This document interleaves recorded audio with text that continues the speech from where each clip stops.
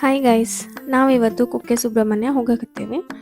Last 2 days leave ತಗೊಂಡು ಬೆಲ್ಗಮ್ ಹೋಗಿದ್ವಿ.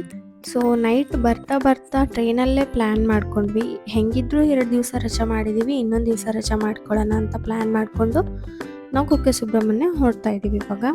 So as usual ನಾವು ಬೆಳಗಿನ ಜಾವ ಹೊರಡ್ತೀವಿ. ಹಾಗೆ ಬೆಳಗ್ಗೆ 6 ಗಂಟೆ ಅಷ್ಟೊತ್ತಿಗೆಲ್ಲ ಫ್ರೆಶ್ ಅಪ್ ಆಗಿ ಟ್ಯಾಂಕ್ ಎಲ್ಲ ಫುಲ್ ಮಾಡಿಕೊಂಡು ಹೋಗ್ತಾ ಇದ್ದೀವಿ.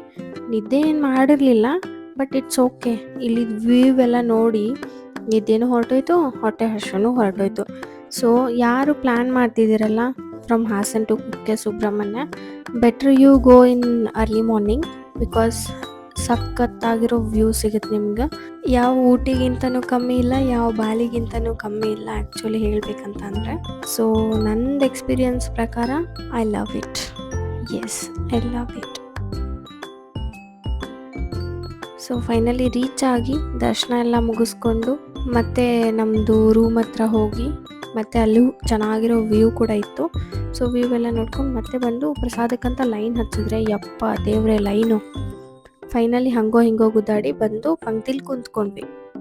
ಇಲ್ಲಿ ಕೊಬ್ಬರಿ ಚಟ್ನಿ ಅಂದರೆ ನಂಗೆ ತುಂಬ ಇಷ್ಟ, ಗೊತ್ತಾ. ನಾನು ವಿಡಿಯೋ ಮಾಡ್ತಿದ್ದೀನಿ ಅಂತ ಹೇಳಿ ಅವ ಏನೋ ಅಂದ, ಬಟ್ ನಂಗೆ ಗೊತ್ತಾಗಲಿಲ್ಲ. ಇಟ್ಸ್ ಓಕೆ, ಕೈ ಮಾಡಿ ಹೋದ.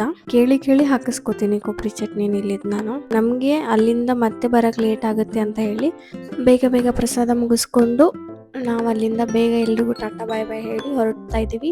ಸೊ ಇಲ್ಲಿಗೆ ಈ ವ್ಲಾಗ್ನ ಮುಗಿಸ್ತಾ ಇದ್ದೀನಿ. ಟಾಟಾ ಬಾಯ್ ಬಾಯ್.